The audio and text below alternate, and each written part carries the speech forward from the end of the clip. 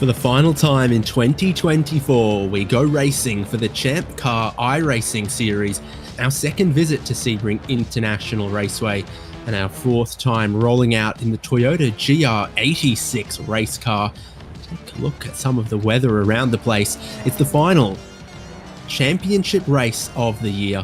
The championship has already been taken, but it's also the final opportunity for drivers to put their name in the hat to win a ChampCar prize.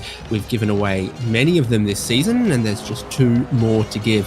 To bring you live coverage of all of tonight's racing, a 1-hour race from Sebring International Raceway, we're here with HJBC. I'm David Haynes with Devin Peters and Michael Derby. Well, Devin, it's been a big year. We've had a lot of exciting new names. We've got a new champion, and we've got a great turnout for the final race of the year to send us off. Yeah, it's wonderful to have all these drivers out supporting us, and we're going to have a great big field under some dreary December weather here in Florida. It just makes sense that it'd be overcast and miserable, and we'll see if there's any water coming our way. But it should be a good round, and these GR86s, they always put on a good show. They're like a little bit like the MX-5s, but a little bit more modern, a little bit more traction control, and they always put on a good show when the guys get together and racing. So with a big grid, we have qualifying just ticking down in its final minutes now before the 1 hour of racing, 28 Toyota GR86s. And it's Kyle Robertson, I want to say local boy Kyle Robertson, up top at the moment in qualifying.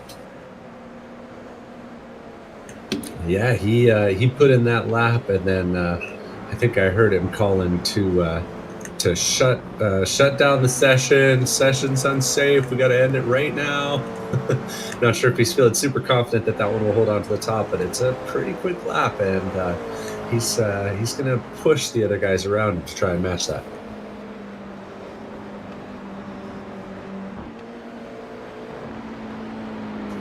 So there's a few others left that could take pole position away in these final minutes.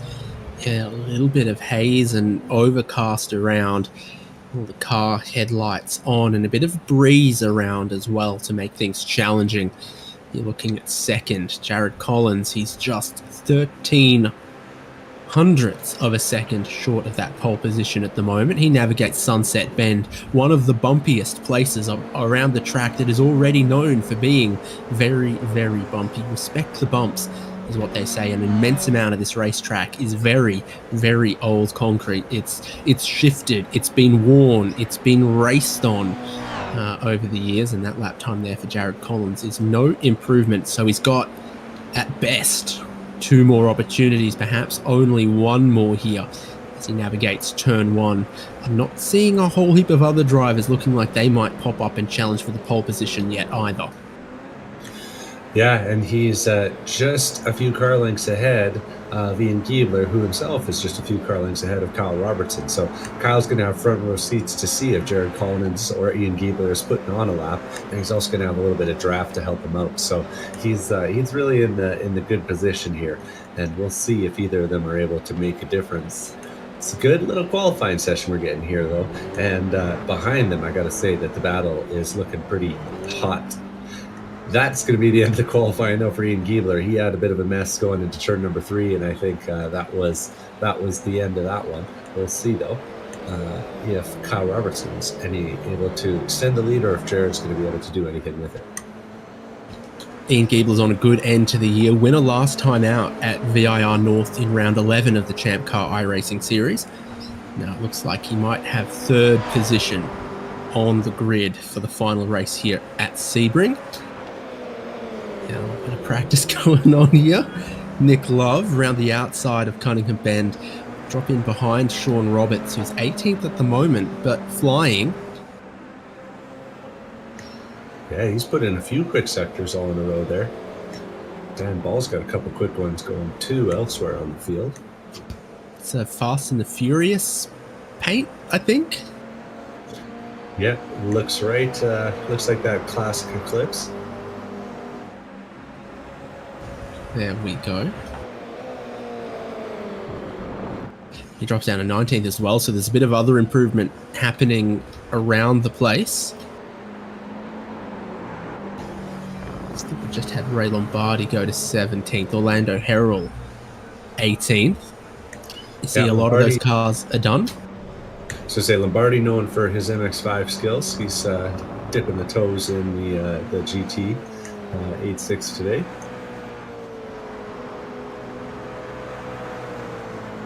Kyle Robertson aborts the lap, not going to make an improvement. The first generation was called GT86 in Canada, but in Australia it was just called the 86. I don't know why, but we're about to have the end of qualifying because the checkered flag is waving. Everyone's just finishing their laps. If they're up, they're hoping that they can make some late improvement. Otherwise, qualifying's done for majority of the field. Logan Senhauser there. Doesn't look like he managed to make any movement. A few other cars in the background coming across the line too. Lincoln Fox just crossed the line. He's the one turning into turn number 1 there. Went from 28th to, I think, 8th place. So that was a good lap for him. And then Mark had a similar improvement. Yeah, came into 8th and bumped Fox to 9th. A couple little gainers there at the end. Brian Tidd coming to the line. Andre Jameson's just crossed it. Looks like the two of them are going to be battling over 23rd and 24th place.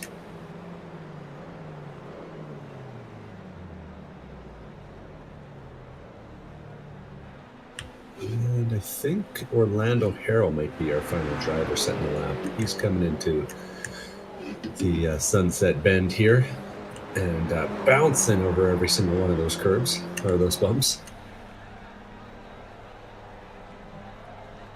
Showing how tricky it is out there. That one's not going to be an improvement for him.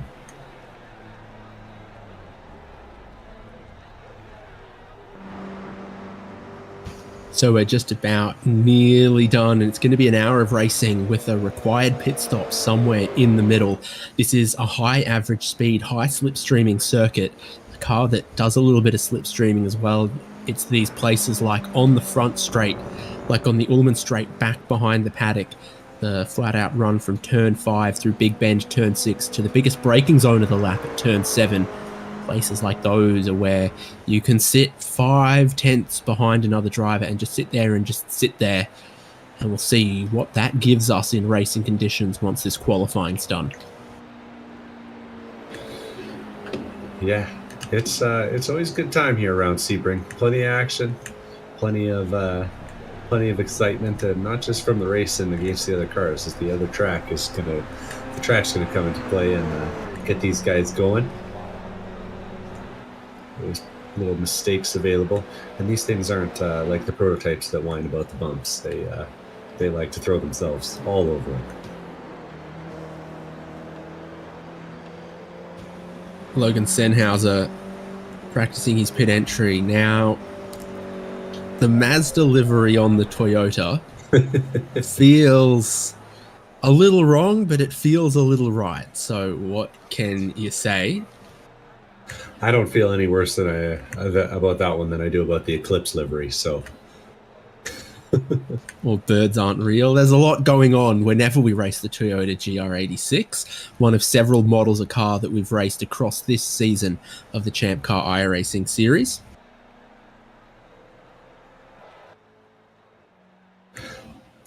Yeah, you mentioned it. We've got the Ryobi Nation. Oh man, it's going to be a good grid out there today. And gridding up they are, Haynes. Yeah, exactly. That's a full stop on qualifying. Take a look at that weather. The wind is blowing the stars and stripes. It's blowing the sponsored flags over the bridge at the final corner as well.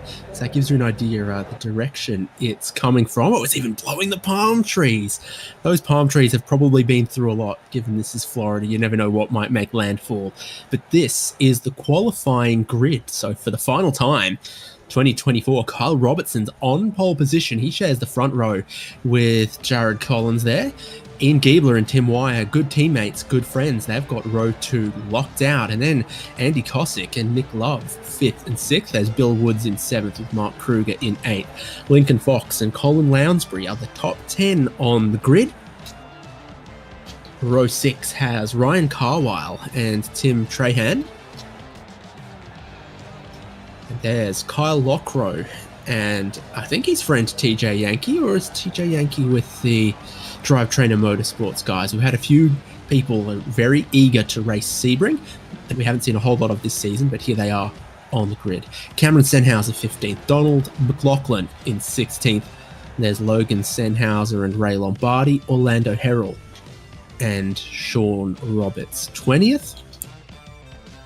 And then 27 drivers with qualifying times. In 21st, Dan Ball, Simon Foweather, 22nd. Then Brian Tidd, Andre Jameson, Michael Thorne, Scott Grinnell, John Nicholford. Dennis Nickel, no qualifying time. Yeah, it's big grid, and this GT86 always gives us that big grid, and with a big grid comes a lot of close racing, so it doesn't really matter where you started. If you go all the way from the back of the field to the front, you got someone within just a few tenths of you in terms of best lap overall, and it looks like we're going to have a pretty sizable pack at the front that'll all be able to run together, assuming they make it through the treacherous first few corners all together.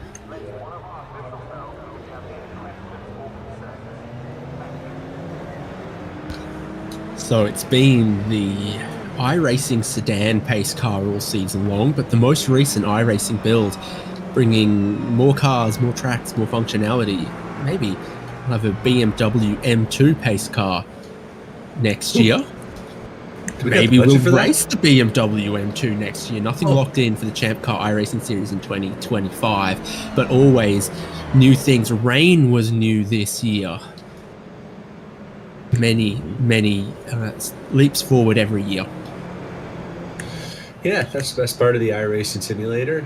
You can always anticipate new content, new features getting added, and a little bit more refinement to help make those hours you spend not behind the wheel of a real race car into more productive and interesting hours that'll make you better behind the wheel of that real car.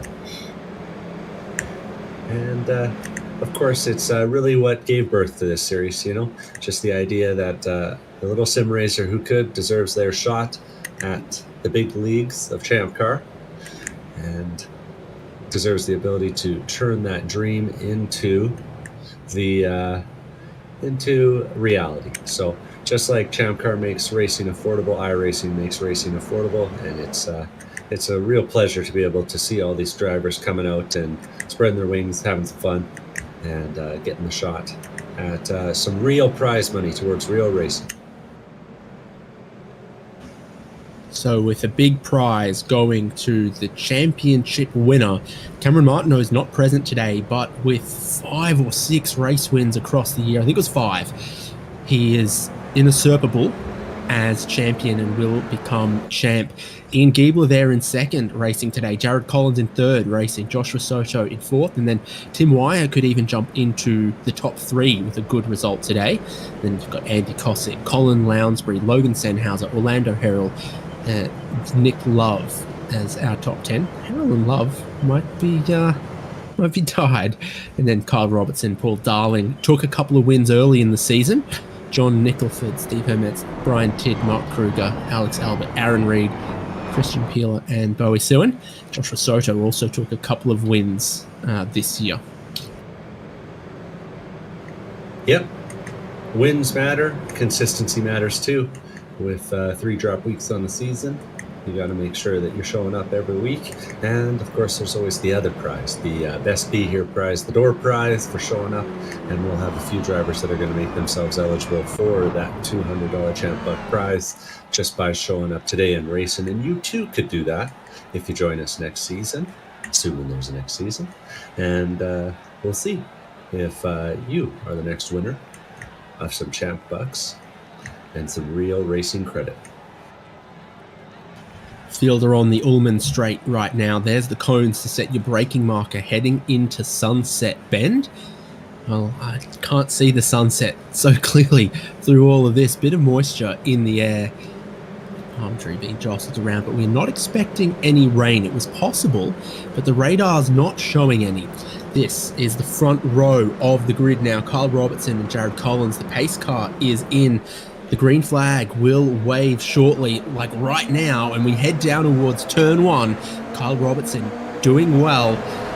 Tim Wire trying to push Jared Collins along in that next row as we're 2 wide, 3 wide, more heading into turn 1. That looks like Lincoln Fox looking all the way down the inside there, needing to drop back in behind for us to safely navigate turn 1. Oh, and they're trying 4 into 3 into 2 and 1 in the back there, but they've all gotten away clear. Please do not talk too soon as we have a bit of a crunch moment. Heading in towards turn 3, slow up with a change of direction. Cold tyres for all, bouncing across the curbs can be a challenge here. A little bit of off camber through 5, and then we're flat out underneath the new bridge towards the turn 7 hotel hairpin. Jared Collins has gotten in front of Kyle Robertson. Tim Wire still in 3rd, Nick Love in 4th, and the moves are all on behind that. Yeah, traffic is tight in the first lap, and they're all making their way through the hairpin, and there's a little more beating and banging than anyone hopes, but it's staying clean, staying green. Nick Love started 6th. Nick Love runs 4th now. So he's just in behind Tim Wire at the moment. And he's back. Yeah, Nick Love getting a good start there in the top 10. He's our big winner through the first few corners. Hard to make overtakes here sometimes, so got to make sure you get him early when the getting's good. 58 minutes on the clock today, expecting to have 1 pit stop.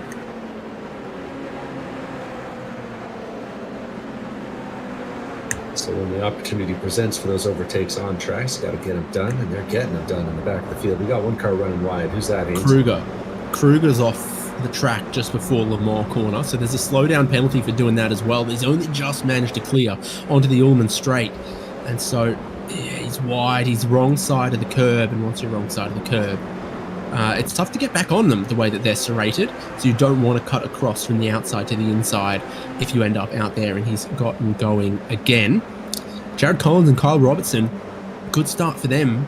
As Tim Wire gets into 3rd place, there's a bit of a gap between 1st and 2nd, and the rest now being led by Tim Wire down the pit straight with 1 lap completed. Ian Giebler back into 4th. Nick Love back into 6th, so a bit happening in this group there as well on the Ullman Straight, heading towards Sunset Bend. Ooh. What's the drift like for Nick Love? That was a fun line through there. I don't know if it was a fast one, but boy, oh boy, did that wake him up.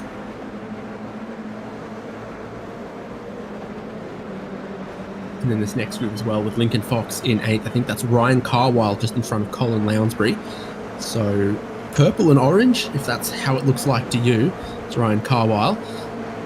TJ Yankee, Kyle Lockrow, Ray Lombardi in this group as well here. Absolutely flat out in just about any race car through turn 6. Track straightens out and you're staring at your braking zone for the tight turn 7 hairpin. They're keeping it 2 wide. Kyle Lockrow holds that inside line, gets a good run on the exit, and he's doing well. And they're passing Nick Love on the inside there. Nick Love has had a bit of a drama. We'll have to see what that one was, but I have a feeling I know how that one looks. Sure enough, he turns in a bit. He turns in and he gets it up on 2 wheels. Yeah, easy to do. He does in fact get the hop. Yeah, puts him in the middle of that next group of cars. This is leader Jared Collins, Kyle Robertson in 2nd. Talked about that slipstream earlier, so they're at about 6/10 now. Robertson won't want to let that get too much further away. Tim Wire also beginning to close in if he can. Interesting to see Collins getting the breakaway here in this early phase of the race. Surprised, given the qualifying pace, that he's just found that little bit extra.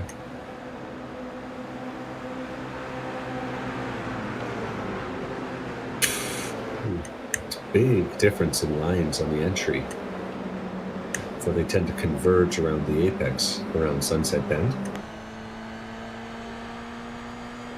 I've made some passes around the outside at Sunset Bend. You get some rather timid drivers parked right at the inside, and if you respect the bumps, you can get around the outside there with all of the pavement available, and then it narrows a little bit onto the front straight. This is the challenge that turn 1 presents. So the wheel's moving a little bit for Ian Giebler. Saw Nick Love slide through there earlier. Doesn't seem to take too much steering angle to convince these cars to turn in. It seems to take a bit to convince them not to swap ends. Oh, it takes a lot to convince them not to swap ends through turn 5, as Ian Giebler has a massive slide and the rest of them have to avoid him. That's tough for Ian Giebler. He was having a good start to the race, running in 3rd place, loses 3 spots there, and that's gonna take him out of contact with the top 2. He's gonna have to push his way back up to the front. So winner last race, having an early struggle here, but there's still lots of time to go. Meanwhile, behind them, things are getting a little spicy. I think I just saw Tim Tran go flying out into the grass. Sure enough, there he is. Too deep at turn 7. Yes, that looks like a case of breaking 1 set of cones too late. Yeah, lots of action ahead of you. Easy to lose track when you're focusing on the wrong thing, and that's what we saw there. Donald McLaughlin in the most festive Toyota GR86 also gets a bit of the hop. Yeah, just saw Tim Wire have a bit of a moment there. I think we're seeing the aftermath. Tim Wire gets it wrong, bounces it off the wall. Let's see it here.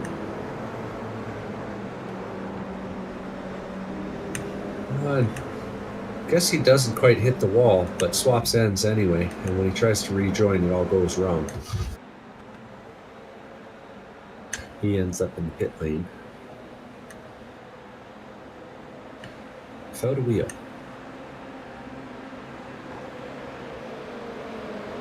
And now suddenly there's 5 seconds between the leaders and the rest. These are your 2 form-looking cars. They get so much airtime on the inside tyres with that tight line through Sunset Bend. It's all about your minimum speed. A car like this got quite a lot of cornering grip. Toyota GR86, they're on slick racing tyres. You see the size of wing they've got on, as well as the splitters and the other stuff. So they do make quite a bit of lateral grip. What they don't make is an insane amount of horsepower. So the way you do have to drive them is about keeping the minimum speed high. Some other higher horsepower, lower grip cars are all about straightening the car up and getting to throttle early on the corner exits. This is a lot about how late you can brake and still carry speed through the corners, because you've got all that cornering grip, but still a naturally aspirated 4-cylinder motor. A really modern car too, with the paddle shifters, despite the momentum sort of aspects of it. Paddle shifters, got that traction control that keeps you honest. Can't muscle these cars around. Gotta finesse them around.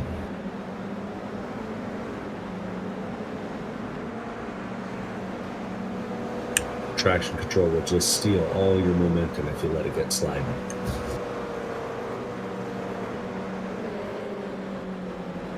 Seeing a little battle for 6th place starting to develop between Colin Lounsbury and that's the Virginia Tech car of Ryan Carwell behind. Carwell has a little bit of that dreaded bounce, so he's turning into that right-hander before tower turn. So he gets a little bit of a gap now up to the Ryobi themed car of Colin Lounsbury.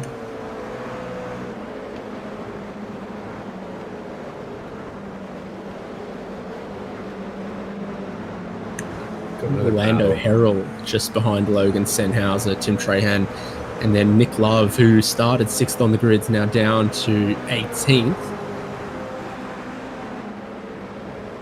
And Simon Foweather It goes ahead of Sean Roberts. So that's Fast and Furious versus Birds Aren't Real. That's really the battle for the decade, you know. Yeah, the 2000s, 2010s versus the 2020s, perhaps, in that case. Slipstreaming down the back straight, and Kyle Robertson in second place as a new fastest lap of the race. And here's a move to have a look down the inside. Logan Senhauser gets ahead, pushes a bit wide. They all have a slide. This is what I'm talking about. Straight round the outside for Tim Trahan. Doesn't look bad at all. Orlando Herald's also alongside him now, as Nick Love decides he wants none of that. He's going to have an early pit stop. Well, that is an option around here. This car is reputed as having a gigantic fuel tank, so maybe getting out of the traffic is the way to go. We'll have to see how that pays out for Nick Love. Yeah, they've got like a 20-something gallon fuel cell for reasons that no one quite understands, other than they must have been easy to get in bulk when Toyota was designing this race car. I mean, I'd like to think that they were thinking of us in about 15 years when, we need to make some champ cars on the cheap, and these things are floating around. They'll just have the fuel cell right there. Trying to think how a actually purpose-built race car would get classed now. Don't need to end. There's the hop from Kyle Robertson. He was hot a lap ago. He was hop this lap. Yeah, you'd have to take quite a bit of stuff back off of these to bring them closer to the road spec to be able to champ car class them. Are these ones that you buy off the dealership floor? Maybe they're just a special model, you know? I think we know how there's that a lot. handles. Radiators, engine management, the fuel cell, none of the suspension or anything like that is road car. So, I mean, you're an optimist, and I'm trying to lead your balloon. Speaking of lead and balloons, that must be what's attached to Robertson. He's going to have to do a lot of work after that little hop to make some ground up. And we're watching a closer battle here. This is a battle for third and fourth. Andy Cossack is chasing Bill Woods. Bill Woods now one of the big gainers in the top 10. He's up 4 spots since the start. And put a little gap on Andy Cossack. That minty car. Gonna try and chase him down.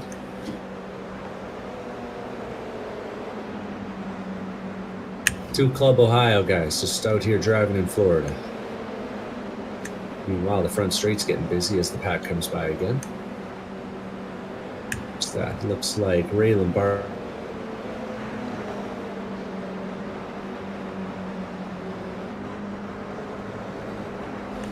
Through turn 1 and into turn 2 and 3 here. Senhauser holds the line a little bit tighter than Ray does. Ray makes it work. He actually rolled a little bit more speed. The apex is a little tricky around that corner, Hayes. We got a replay here. What's this? This is having just made a pit stop, Nick Love. That's why I said you don't want to come back that other side of the curb. That's why we saw Mark Kruger just cut the whole corner rather than get your tyres on the inside of the serrated curb. There's nothing fishy going on with that. It's you hooked your inside tyres on like a gutter there on the inside of the curbs. Got to keep the turn 7 stuff is fishy, but that's not. Yeah, got to keep the reins off the track, and that's a treacherous curb at the best of times.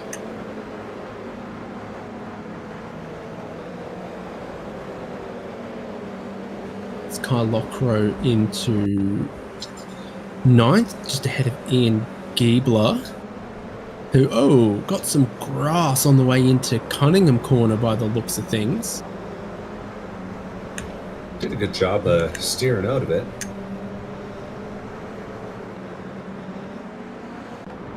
But that's going to cost him again. And like I said, this is Perhaps not known as a track or high on the list if you were thinking of tracks that are competing against you in the race, like the Nordschleife or something like that, but it's definitely one that'll bite you.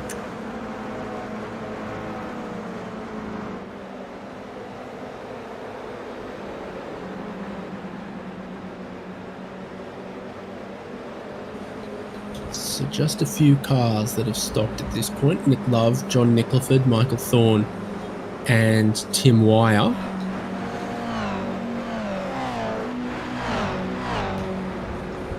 I expect a little bit closer to halfway. We're going to look at Dan Ball.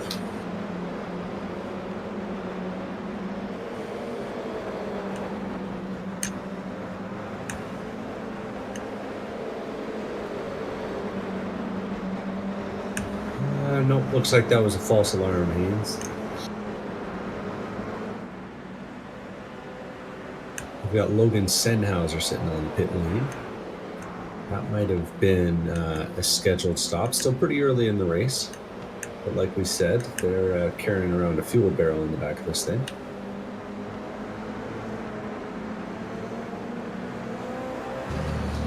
$10,000 barrels of crude.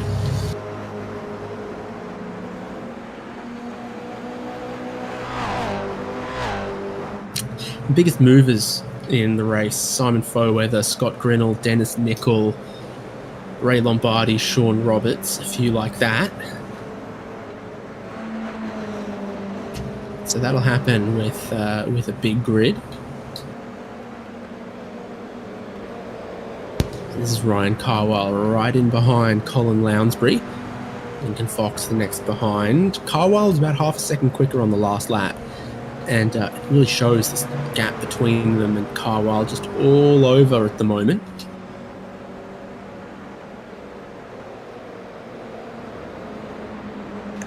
Yeah, getting some pressure from behind here. Carwile gets a little better from the left-hander, but not quite as set up. You can see everyone pushing it to the limit too. Gets a little better run, does Ryan. Looks like he's going to opt for the push. Two of them trying to drive away from Lincoln Fox. That is 3 cars. It doesn't look like it.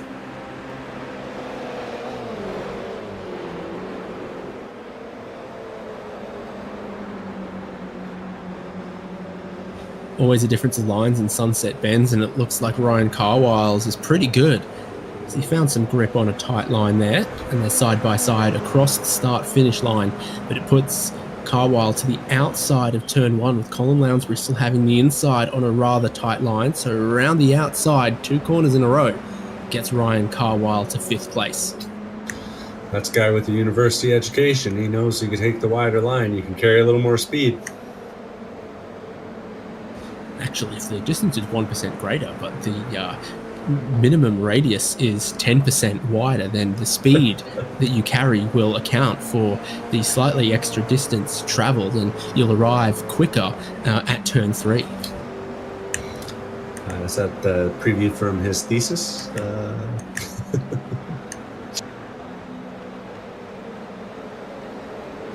Battle for 5th place is hotting up here, but those wondering, Jared Collins still holding on to the lead, 4 seconds over Kyle Robertson in 2nd, Bill Woods in 3rd, 8 seconds back, and Andy Cossack 10 seconds off the lead. So the front end of the field is spreading out, while the back end is still tight from 5th all the way through 13th.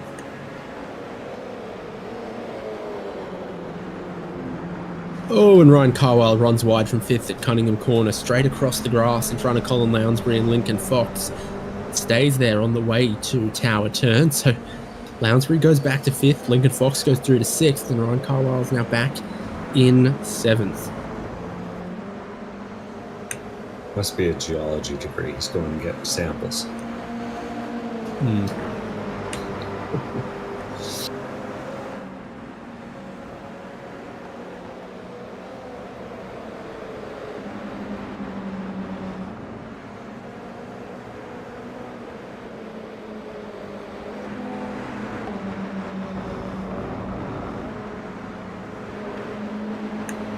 Nose to tail through the Mont curve there. Yes, indeed, from Kyle Lockrow to Ian Giebler recovering. Remember, he was off track and then came back to 10th. Now he's 9th, ahead of Mark Kruger. And then Ray Lombardi is orange. Sean Roberts is orange. Cameron Senhauser just behind them. That's Kruger with a massive slide and a snap in Sunset Bend. Ooh. 5 cars go under or 6 cars go under the bridge and only 5 cars exit. It's a rough one.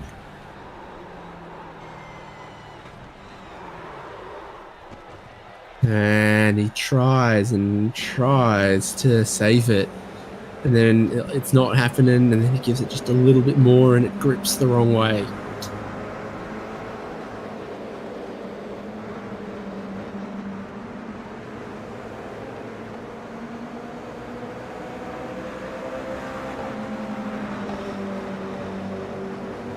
Back up at the front there, that's Ryan Carwile up the inside of Colin Lounsbury right now. And Lounsbury's going to let Carwile go by into the hairpin.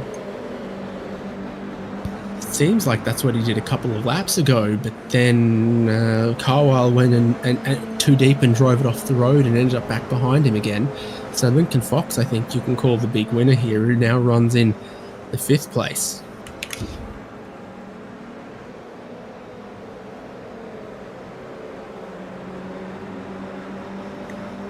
Lounsbury's got a few years on simulator, so he's a guy who's seen a thing or two, and I think he's seeing that Ryan's maybe got a little bit more pace than him right now.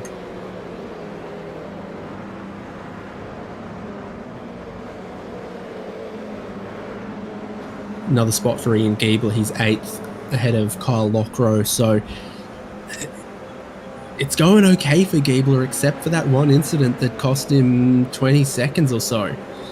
But he's gone from 10th then to 8th now, ahead of Lockrow. Ray Lombardi's been gaining a few spots throughout this race as well, and now closer to Lockrow than ever.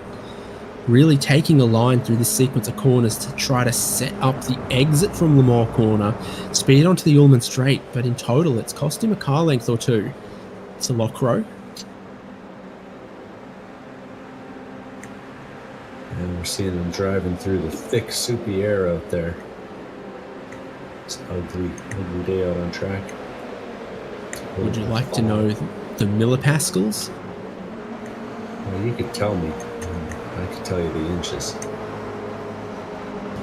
Actually, iRacing seems to want to read it to me as 101 kilopascals. And that's even less helpful than the millipascals. 30 inches rising though on the humidity front over here. And it says the track is dry, but you think it'd be a little dewy with that kind of situation going on.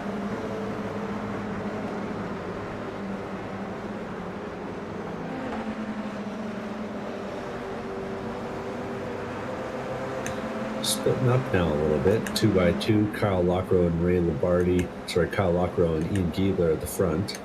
Ray Lombardi and Sean Roberts trying to stick up with them.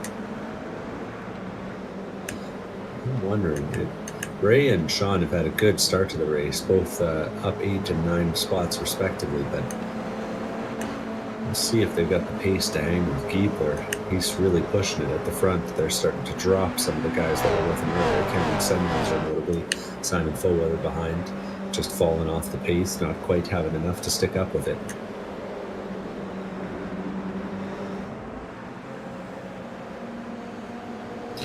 Ian Giebler's approaching his personal best territory. Colin Lounsbury's in his personal best. This is just behind Carwile and Fox. So Lounsbury qualified well. Got a best race lap of 2:27. There's a few drivers a little quicker than that in 2:25s, 2:26s. Lounsbury is just having a front row seat to the battle between Carwile and Fox.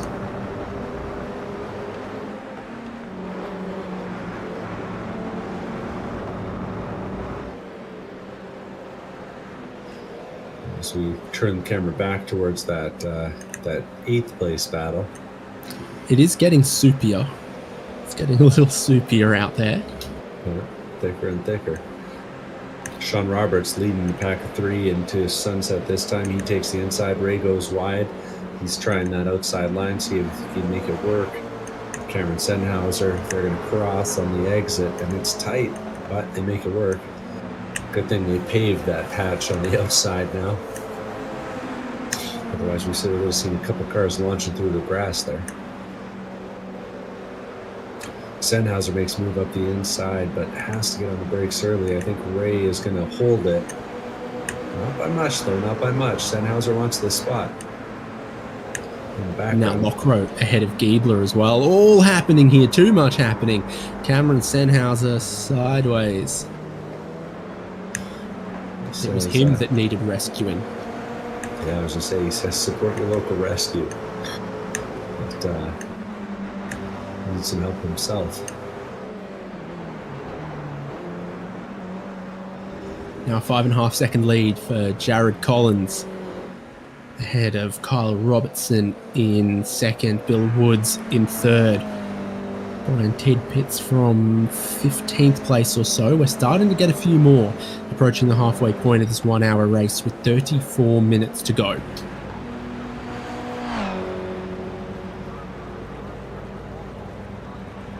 Brian Tidd taking what appears to be a scheduled stop, getting 4 tires there. We rejoin the battle with Ryan Carwile, though.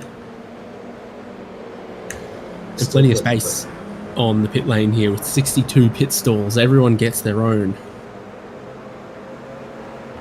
Got to have one for each of the famous winners out there.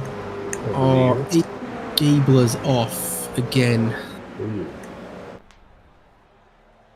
This is live. So he might have done a little bit. What's happened there? Exeter Tower corner. He's sliding. He's got the dirt. And that's where he's gone around. It all starts at Tower. Just struggling with the consistency today. It's a car that asks you to put everything on the line, and Giebler's just been on the wrong side of it fractionally a few times today. Here's Ryan Carwile behind Lincoln Fox in towards turn 5. Fox with a little bit of movement on the way in, a bit wide on the exit. I think tight on exit's been the place to be at Sunset Bend for these cars. Trying a bit of lap down traffic. No worries on the front straight. So Lincoln Fox is being pushed a little by Ryan Carwile. Kyle Lockroad will pit from 10th place, just behind. So he was with Ian Giebler when Giebler spun and is now making a pit stop. Yeah, it looks like he's deciding to lock in the advantage at this point.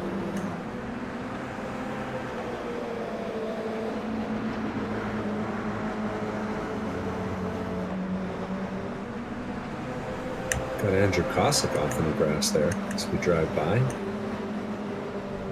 Not sure what's gone wrong for him. He was 4th place at the line. Turns in left-hander before they go into the bridge, and how's it go? Oh, just cranked right all of a sudden. To the left, rather. I'm not sure what that was.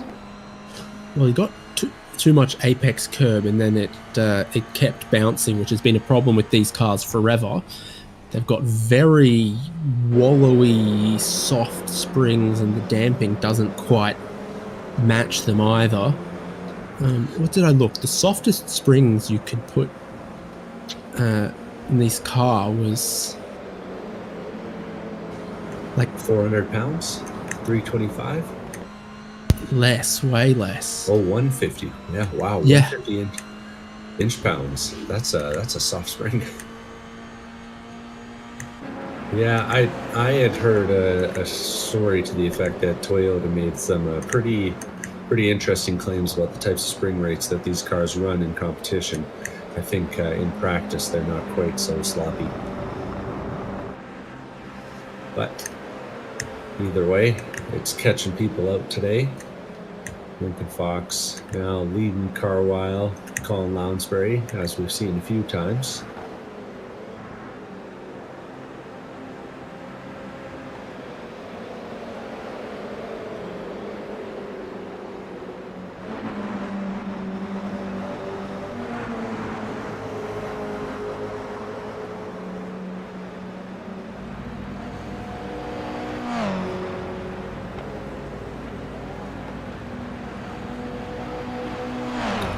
similar story to turn one. Fox and Carwile might see that they can catch a couple cars up front. Quicker than Kyle Roberts in last lap, but not quicker than Bill Woods in third position.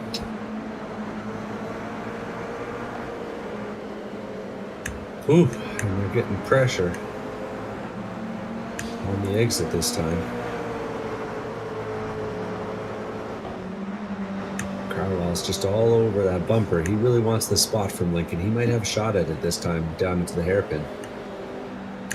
He's peeking. Doesn't go for it though. Just trying to stay in the near. Lincoln Fox runs it a little wide on exit. Has to compromise getting to the throttle. Carwile's going to have a run this time, if he wants it. Question is, does he? Does he just want to push?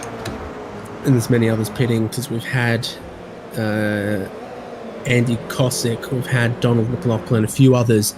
So most drivers have been through pit lane now. You've just got about 10 left that haven't. Includes these drivers. So your race leader, Jared Collins, Kyle Robertson and Bill Woods is the podium at the moment. And then 4th, 5th, 6th on your screen right now with Lincoln Fox and Ryan Carwile.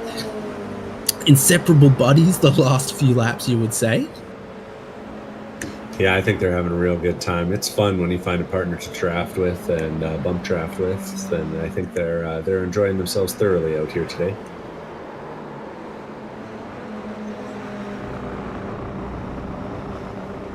Ooh, and they pass a car wrong way on the inside there. That's Mike Thorne, Canadian driver, exploring Florida for the first time, I'd say.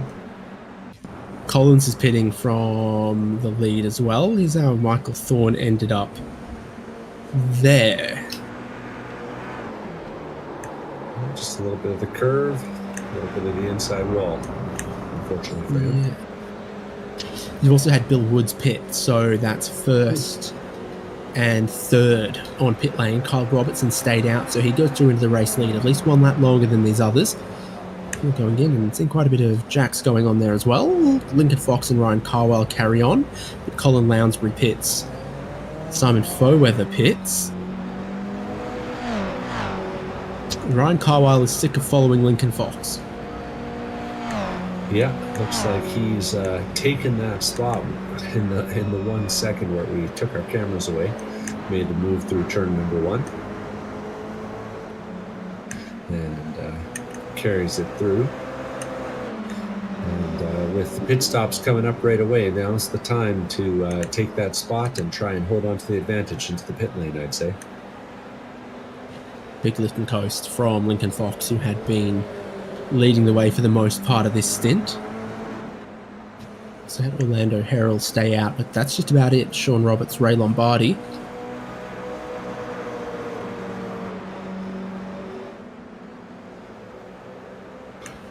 We'll start to get a sense of where everyone's at after these stops filter through. Starting to see a few battles come together deeper in the field. We'll check on those in a little bit. Here's one of them. This is Cameron Sendenhauser and Simon Foweather, just on the edge of the top 10 right now. I think running a little deeper amongst the pit stop cycle.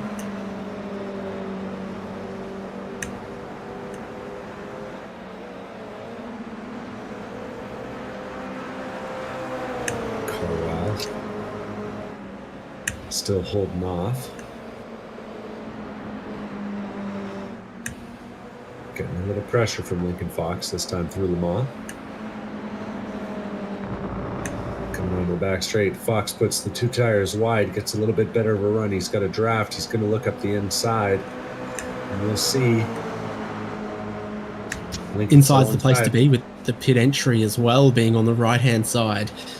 A sunset bend up here. And Kyle Robertson also pits, so we got almost everyone last time. We're probably going to get everyone this time. Fox runs wide through Sunset Bend. And there's Ryan Carwile just in front again. Yeah, Carwile does the a little over or under. You'll see it here. Lincoln Fox, he gets in deep, locks it up over the bumps. And, man, that was like that Forza intro from Forza 4. gets it locked up, slides a little wide, and Carwile takes advantage. We'll see which one gets a better stop.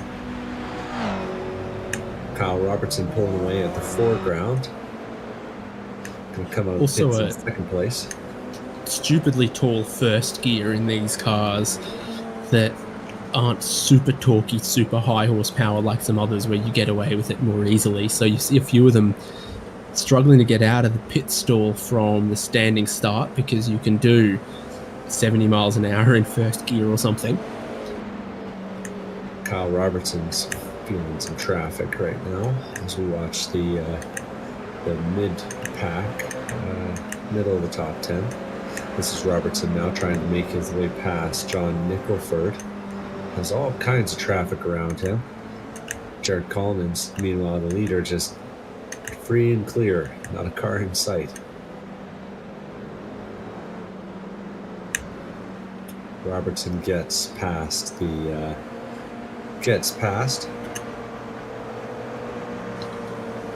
So an even bigger race lead now for Jared Collins than what it was at 9.4 seconds ahead of Kyle Robertson. It's only just ahead of Bill Woods now. So Woods has gotten a bit closer to Robertson after that. And Ryan Carwile is solidly ahead of Lincoln Fox as well.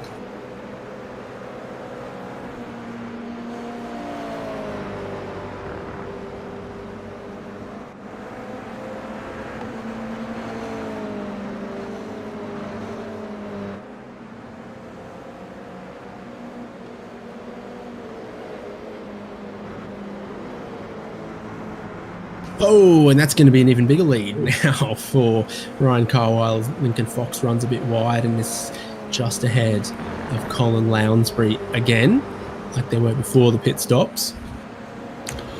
It's worked out well for Lounsbury, sort of hitting the element at the right time. Did get a 2:25 lap in earlier, so really picking up pace as it's gone on.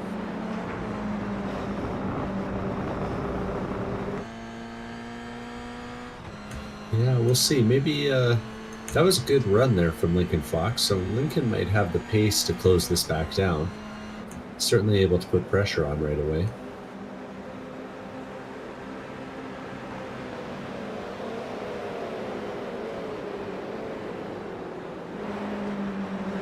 Another bit of a drift through Sunset Bend for Lincoln Fox. That's what happened on the in-lap. It's happened a little bit again that time around.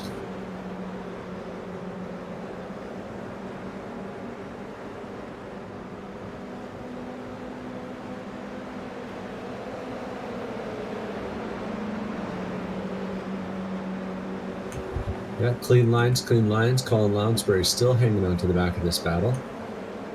We'll see if Lounsbury has something now that they're in the second half.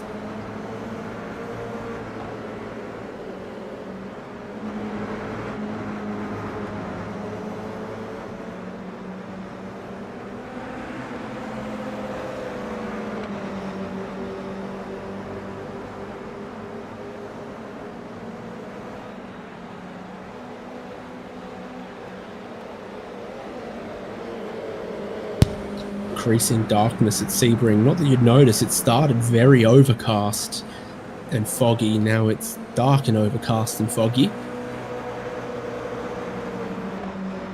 And with pit stops done for everyone, the biggest gainers are Sean Roberts and Simon Foweather. So 13 gained for Sean Roberts, 12 gained for Simon Foweather into the top 10. And he is, as we noted earlier, just behind Cameron Senhauser, 9th position.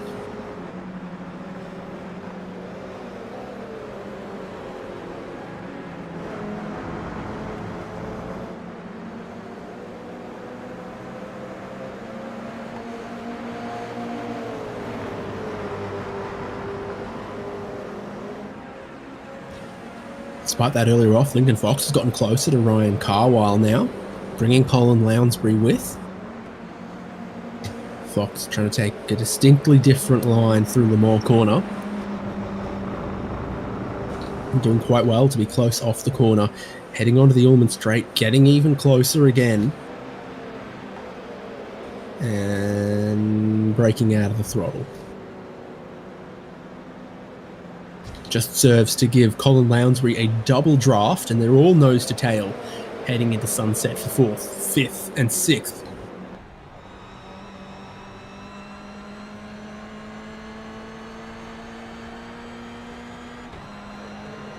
I'm not convinced that line's the one for Lincoln Fox. Running a little wide through sunset.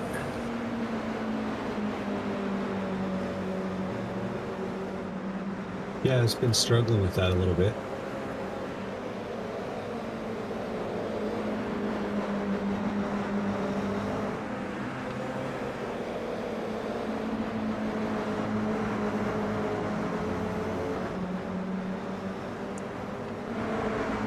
Seems to do well on the rest of the track, though. Closes down the space a lot on the way.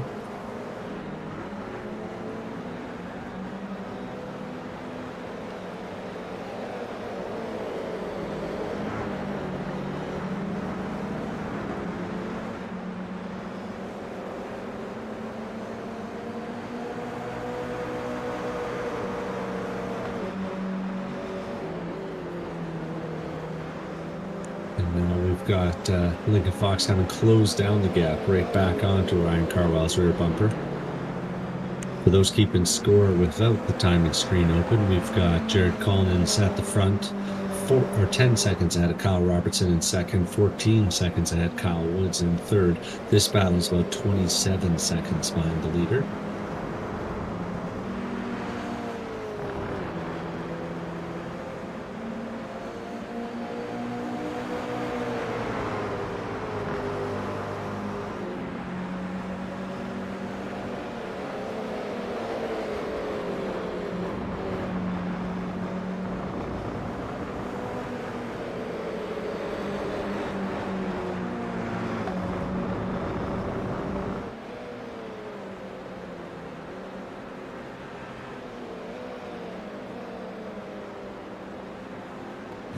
On the Ullman Straight, again, with Ryan Carwile, Lincoln Fox, and Colin Lounsbury. All three of them took about 15 seconds of fuel at their pit stop. So with that as a baseline, Jared Collins took 16.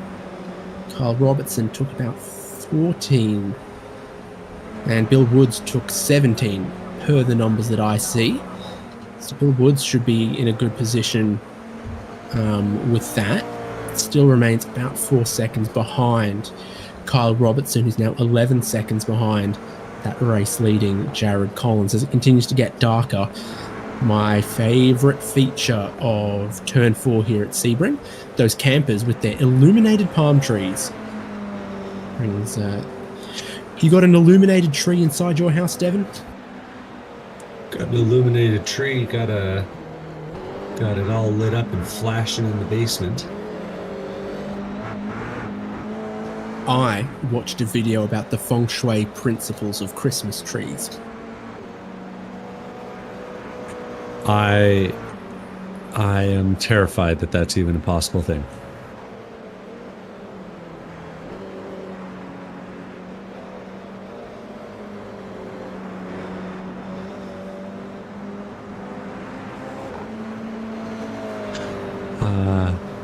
Basically, the feng shui principles of a Christmas tree are the opposite of a toilet, right?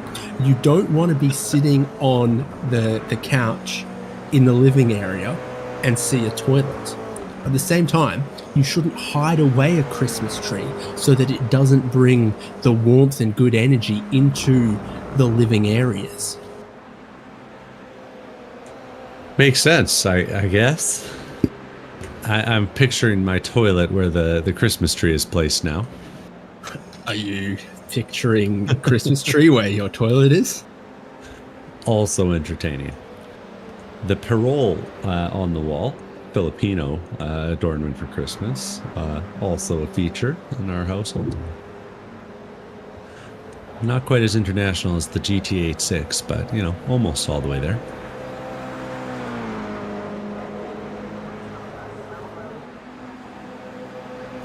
So it'll be 7 or 8 laps to go for the race leader, Jared Collins. His lead's come down from 11 seconds to 8 as he had a slightly scruffy last lap, and there's more positions up for grabs throughout the rest of the field, including Ryan Carwile, Lincoln Fox, who runs almost into the wall with Colin Lounsbury on the inside of Sunset Bend. You've also got Nick Love trying to come back through the field, fighting Cameron Sennhauser and Simon Foweather into Sunset Bend. I think that's Foweather who had the snappy moment on the way in.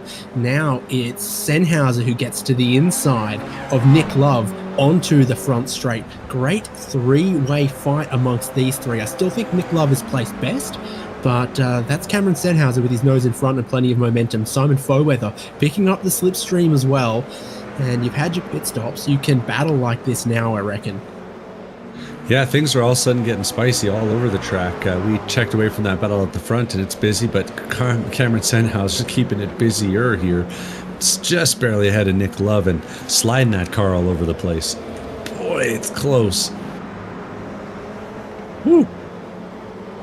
Nick Love gets 2 in the dirt and, or watches, rather, Cameron Sennhauser get 2 in the dirt, and Simon Foweather has a run. He's going to try and pass all of them. Go all the way to the front here. Oh, and there's a little bit of contact. Woo. And they all 2 have cars to lose off in the grass at turn 7. It's Cameron Sennhauser and Simon Foweather. Nick Love didn't want to drive into him, and he lost a fair bit of time there as well. Ian Giebler's not too far behind, and he's lapping quickly at the moment as well. Yeah, it's they're busy out there right now.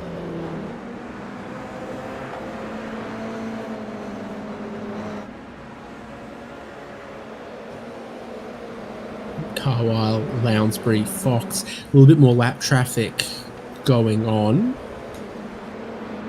Michael Thorne again, I think. Yeah, coming past Mike Thorne, trying to find their way. Lounsbury will benefit a little bit from the draft here. And the headlights are on. Cutting through the fog. It's a proper Christmas night race out there.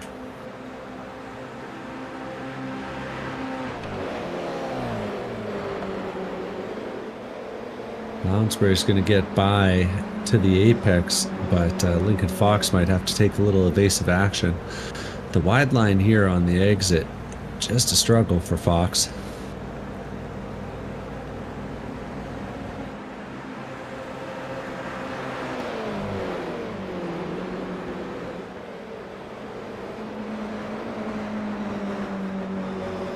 So tight line, minimum bump seems to be the way to go through Sunset Bend.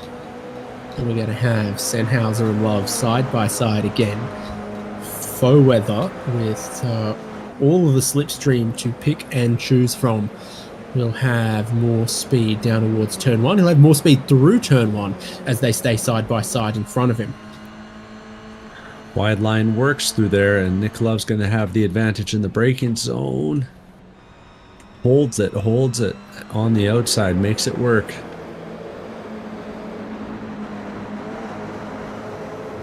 And from worst to first in this little battle pack is Cameron Sennhauser, lap over lap. Or sorry, Nick Love, lap over lap. Simon Foweather is going to try and make a move, but they got John Nicholford up the inside here, trying to stay out of the way. And it's going to be single file. Oh, through there almost. And Simon Foweather slams the door on Nicholford. Nicholford really had nowhere to go. And Foweather ends up facing the wrong way.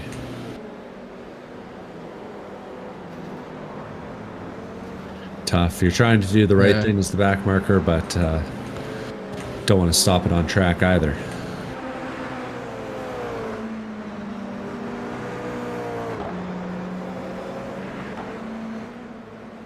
Three-way battle goes to 2. And Ryan Carwile and Colin Lounsbury are still going at it. Lincoln Fox has a moment out in the dirt there. Those were his headlights, pointing all kinds of which ways.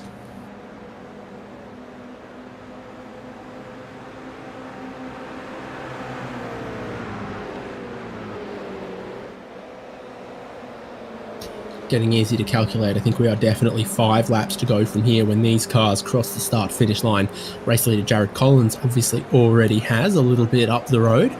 So you hold that point flag for 4 laps time, mister, at the start-finish line. Yeah, we'll see. I think you got the math right on that one. I'm not going to have a calamity today. It's a long track here at Sebring, in addition to a lot of wide open throttle time. There's 2 measurements that I've seen for the track length here. And I've seen it in slightly different places. So some say that it's 3.7 miles exactly, and some say that it's 3.741 miles. And I'm more willing to believe the one with more digits as being slightly more accurate, and 3.7 being sort of a rounded estimate. Interesting. Yeah, I'm not sure. It's pretty close though. Not that many feet different. Road America is more like 4 miles, and then you've got a lot of courses that are in that sort of 2.5 mile size, like Mid-Ohio, Road Atlanta, others like that.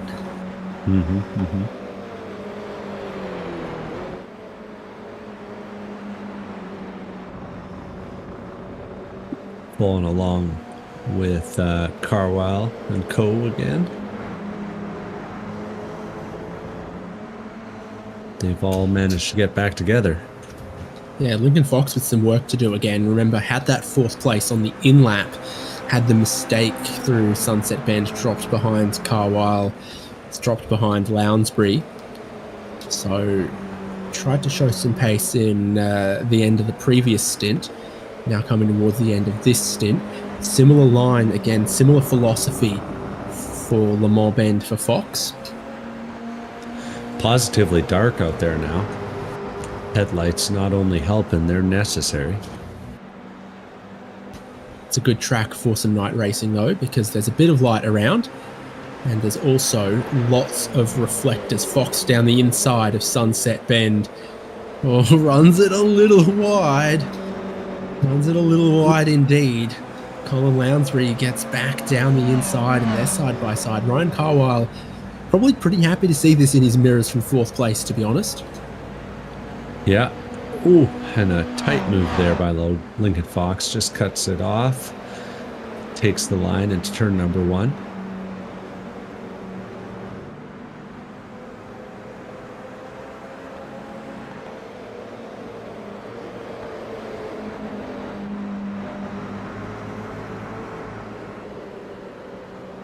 Oh, there's my palm trees looking bright in the night. We saw the real palm trees getting blown in the breeze earlier. So this is TJ Yankee and Dennis Nickel at turn 7, and Dennis Nickel misses his braking zone, and he does not miss the rear bumper, and they have a very synchronized left turn to get back on the racetrack. So I mean, that happens, unfortunately, but I think it could have been a lot worse. You come in with more speed and you T-bone them or something. Yeah, no harm, no foul. We're joining Ray Lombardi here all alone and doing a little bit of driving here. Has a little moment though, catches the curb, gets it bouncing, facing the wrong way, and suddenly we're going to see him come out of here and be in a bit of a battle. Those headlights behind him, that's Nick Love, and the two of them are going to be real close together on track now for the final few minutes. Yeah, Nick Love's ahead now as well. So if you get a slide, if you've got a slide going into these corners and then you hit the curb or you hit the dirt, that's where you really get in trouble. When you've already got something going on and then you're off balance and you get hit again, sort of thing, when the car's sliding and then you get a bit of curb or a bit of dirt. Yeah, it's a car that teaches you to behave well. Oh, they're getting all the way down to the pit wall here. Ryan Carwile says, I really want the inside line. Lincoln Fox, though, seems to have the run and the draft. Going to try and make the outside line work. It's a real outside line. Wow-wee.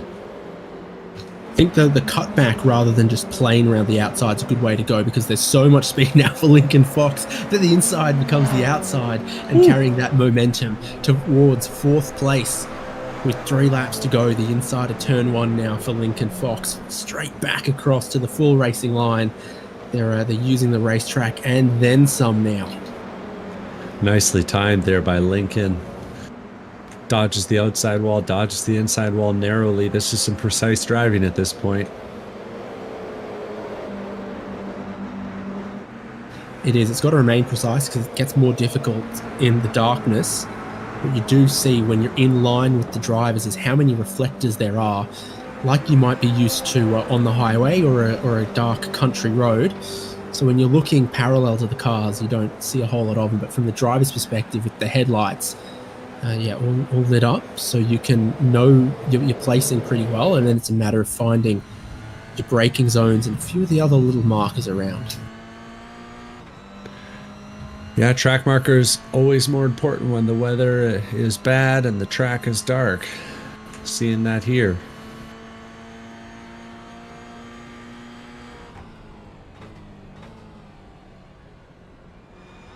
Good old school endurance track here. You know, it's just a country road out in the middle of nowhere, basically.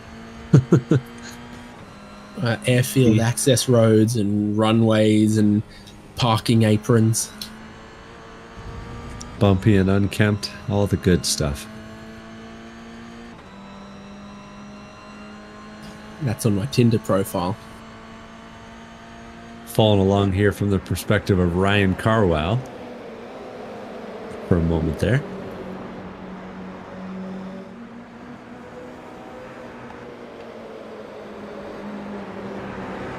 But now Fox is wide through Lamar corner, one that he'd been nailing on the previous attempts. Puts him under an immense amount of pressure from Ryan Carwell, whose decision is to go to the right-hand side of the road. See these tall gears we're talking about, only just getting into 5th gear. Same for Colin Lounsbury, watching from behind, heading down towards Sunset Bend. Long hairpin, bridge over the road, and Fox is just going to let a little bit of that happen. Lounsbury might have been turning in a little early, a little bit too tight. 2 of them run up into the wall. Lounsbury followed Lincoln Fox and went in a little bit harder. Fox has brushed it off, but Lounsbury had a bit of a hit. Yeah, you might have heard it from the onboard. The 2 of them just crunching mirrors behind. Oh, and Lincoln Fox. Oh, that's tight. Makes it work. Holds it down to the inside. Carwell's got to take the inside line. And it's going to be tight here going into turn 3. But luckily, Lincoln Fox gets the right-hander, gets back to the lead, and manages to make that pass stick. And then runs it wide off of turn 5. So they're all over the road here in this battle for 4th and 5th and 6th. 2 laps to go. They're making it count. I think they're far enough away from Sean Roberts in 7th. They're not going to catch Bill Woods in 3rd. The podium's been pretty split since the pit stops, but these guys have been inseparable. Yeah, they're not going to make it easy to finish in 4th place today. Well, the guy making it look easy today is Jared Collins.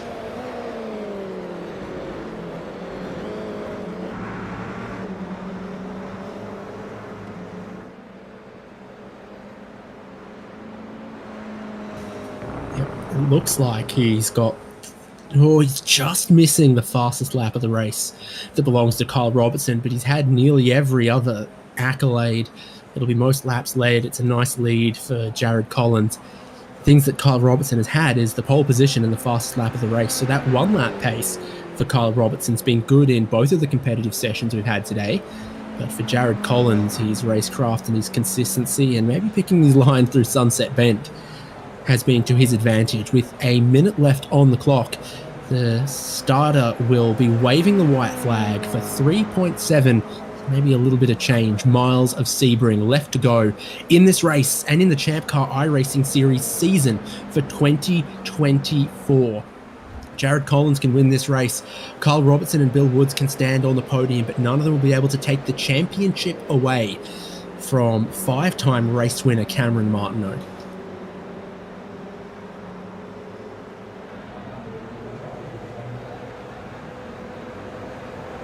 pushing hard, though. Lincoln Fox leads this time in that battle pack. Fourth place has a little bit of a gap now back to Ryan Carwile.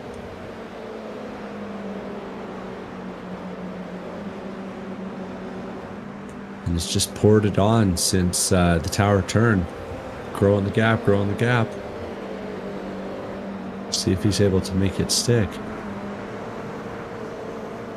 I wonder if there's a few drivers inside of the top 10 that have seen that white flag and go, ooh, maybe I need to save a little bit. Lincoln Fox is pushing on tremendously, again, kicking up dirt in turn 5. I've done that. Very luckily got away with it all. Ryan Carwile still within 1 second, and they've dropped Colin Lounsbury a tiny bit. That top 10 at the moment still completed by Sean Roberts, Nick Love, Cameron Sennhauser, and Orlando Harrell in 10th. It's just ahead of Ian Giebler.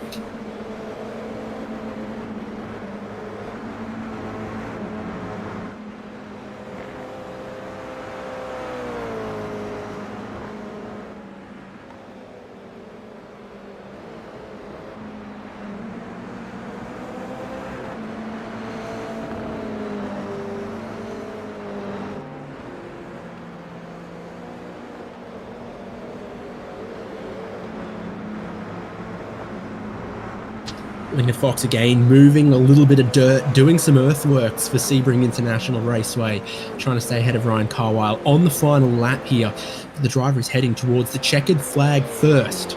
Started on the front row, Jared Collins. Underneath the bridge, the access to the paddock and to the power for the final time to the start-finish line, already celebrating from Sunset Bend to the finish line and the fireworks at Sebring. Jared Collins puts a crown on the end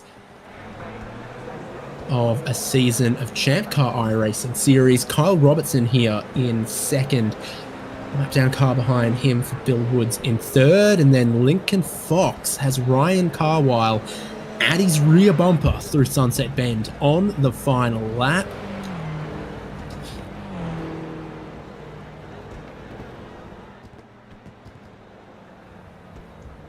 And you can hear the fireworks going off in the background, but the fog's obscuring them today.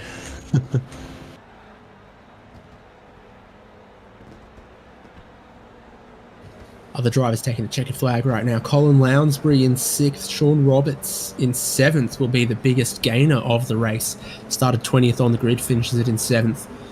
And then Nick Love in 8th. A few more battles. Giebler's gotten ahead of Orlando Harrell on this final lap here to get back inside of the top 10.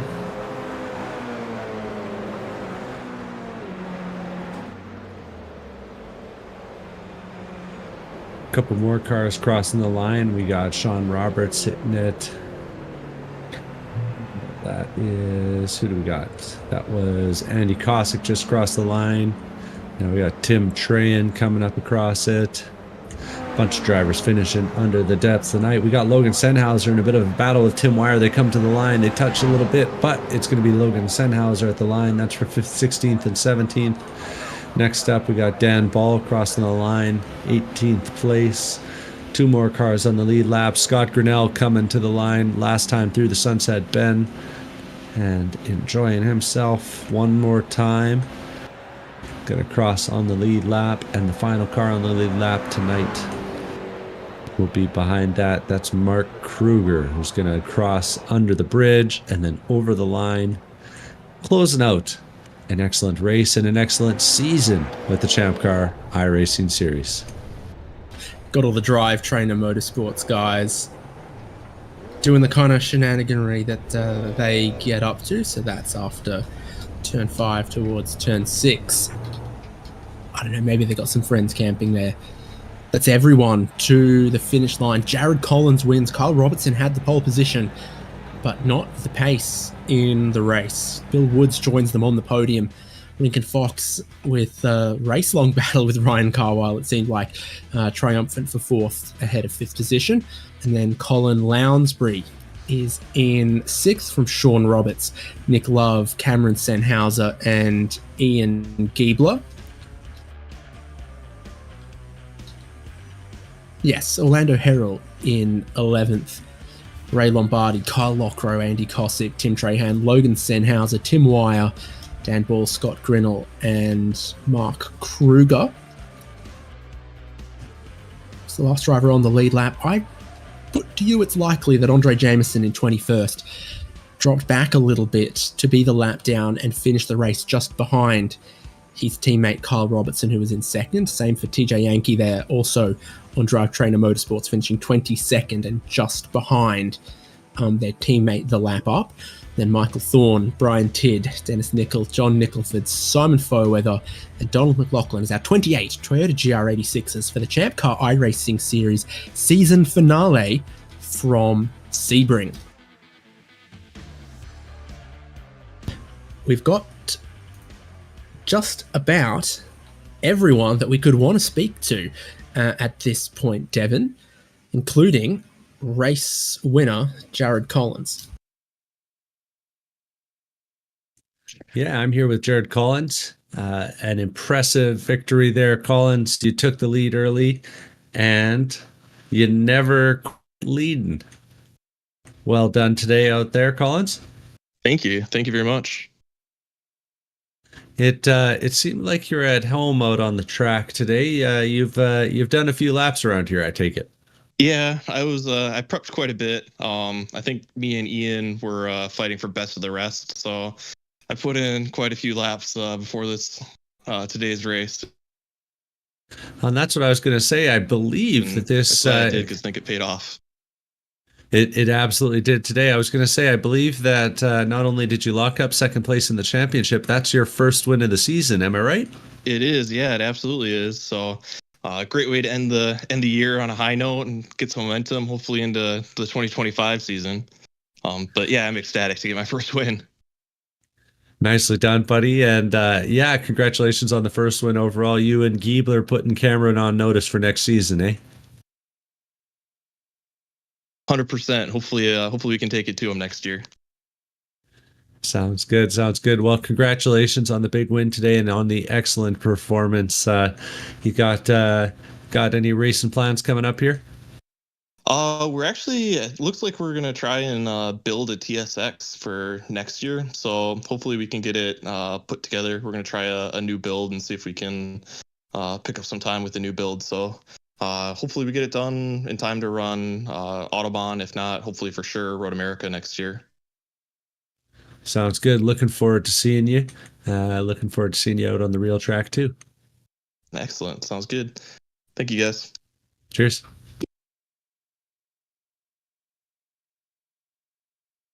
There we go, our race winner, but not able to race today, but able to join us for a chat. 2024 ChampCar iRacing Series season-long champion. Congratulations on the race wins across the year, multiple different models of car, and you are season champion, Cameron. It's official now. Wow. Thanks, guys. Wow. I can't believe it. This is awesome. I can't even describe like the feeling, to be honest with you guys. I mean, I wish I was out there tonight. I was actually just telling Kyle and the guys there that, I'm at PRI right now and we have all the sim rigs, but can't use them. So I wish I could have finished tonight with on track, but I'm ecstatic about just being able to, do sim racing and have it turn into something in IRL. So I had such a great year. Had a lot of fun racing Joshua and Paul and DJ and everyone in the ChampCar iRacing series. It's been awesome. Absolutely. And one of the key things I think was you were successful across a couple of the different models of car. So, for example, there were drivers like Ian Giebler's win came in the Renault Clio, but you were successful different models, and that adaptability seems pretty key as well to this championship. Yeah, definitely. That's something that I try to do normally, and just iRacing official races. I think being able to jump into a different car each time with different driving styles and try to adapt. And it really just broadens your horizons to how you can make speed in different cars. And it really paid off in this championship, especially. And I'm sure, it pays off at IRL as well, just having that adaptability. So it was a lot of fun, and I just like driving a lot of these different cars. They're so much fun to throw around, and they have their different quirks, and they all race really well. Yeah, I was just looking at the stats here for you. It was 5 race wins, but in 4 cars, the only one you doubled up was the Mazda MX-5. Yeah, which I would even say is arguably like one of my weakest cars. So I really like the GR86, and I like the Mustang, but the Miata is so much fun. So definitely, yeah, I think definitely having that adaptability was key this year. Well, a big congratulations to you, because it is a long season for the ChampCar iRacing series. You have stuck with us for the most part. You're the season champion. I'm sure we'll be seeing and hearing a little more of you in 2025. Absolutely, and thank you, David and Devin, for commentating us all year and putting this whole entire event on. I mean, part of the reason attracted to it was trying to the prospect of trying to meet new people and network within IRL racing, and I ended up finding a great league, and it was a ton of fun and great people. So I can't wait for 2025 to hopefully meet most competitors IRL and share the iRacing track with them again next year. Fantastic. And I'm sure as the year comes to a close, you've got many people and things to be thankful for, and you might want to rattle some off now. Yeah, absolutely. Once again, I'll say thank you guys for putting this on. Big thanks to all the competitors for racing clean all season and putting on a great show. And I just want to say big thanks to, I guess, a lot of my supporters and a lot of the people that have gotten me here. Sim Racing, my friends, my family, Samantha Tan, and the entire Samantha Tan Racing team for Sim Racing, and all my teammates and friends, and I'm just really thankful for 2024 and all the opportunities I got this year. So thanks, guys, and can't believe 2024 champion. It's a great feeling. Fantastic. And have yourself a very happy new year. And we'll see you in 2025, Cameron. Yeah, thank you, guys. You as well. Take care. It's nice of him to be able to phone in from Indianapolis and chat with us after the year that Cameron Martineau has had. We've got one more driver from the podium today, Devin. Yeah, we got Kyle Robertson joining us here. A tough race, well fought, but ultimately not able to chase down Jared Collins, were you? Yeah. I didn't respect the bumps as much as I should have. In addition to this car also pogo sticking, it was just a cavalcade of mistakes on my end. But it was still an enjoyable race. I don't know if you guys caught when I almost spun at the hairpin, but yeah, no, it was a fun time. Kudos to Jared. He was blindingly quick. I was just talking to him saying I need to try and figure out a way to pick up those extra tenths because I was just by myself after that. Oh, we just heard that Cameron Martineau is making a return next year, so you two are going to have to get to practicing. Oh man, that's fun. Yeah, that'll be good. Yeah, definitely going to have to improve now. Keep up with Cameron. Absolutely. Home track for you. Yeah. This track means a lot to me. This one in Daytona, I really try to do my best at these tracks, and I feel like I have some kind of streak where I keep coming in second at the end, the last race of the season here. I know I came in second to Josh, I think a year or two ago. I just got to try and close the deal somehow. Well, all in all, a good day and a good season for the Drive Trainer Motorsports guys. Were we right that you guys all backed off there at the end so you could have a nice team photo across the line? Let's say that, yeah. Just I think Andre was having a little mistake there, and we kind of just happened to all end up on the same real estate there. And yeah, the last lap I was like, let's just bring it home. Get a nice little picture here. But no, it was definitely a great season for us, and we really love this league. Definitely looking forward to we're actually going to be at the real life race coming up at the end of the month here too. So nice. Well, hey, you put in the practice now. I bet you you'll go out there and you'll shine on the real track. Fingers crossed. Sounds good. Well, congratulations on a great race and a great season. Thank you guys for everything. Love the broadcast and looking forward to racing you again next season. Cheers. Well, after more than 24 hours of sim racing in the ChampCar iRacing series for 2024, we've almost crowned every winner and given away every prize this season. We have the 2000 Champ Bucks to the full season winner that we now know is Cameron Martineau. We've also drawn 2 random prizes from drivers who did all 4 races in spring, all 4 races in summer. We've also had all of our 4 team endurance race prizes. The one left is the drivers who did all 4 fall races.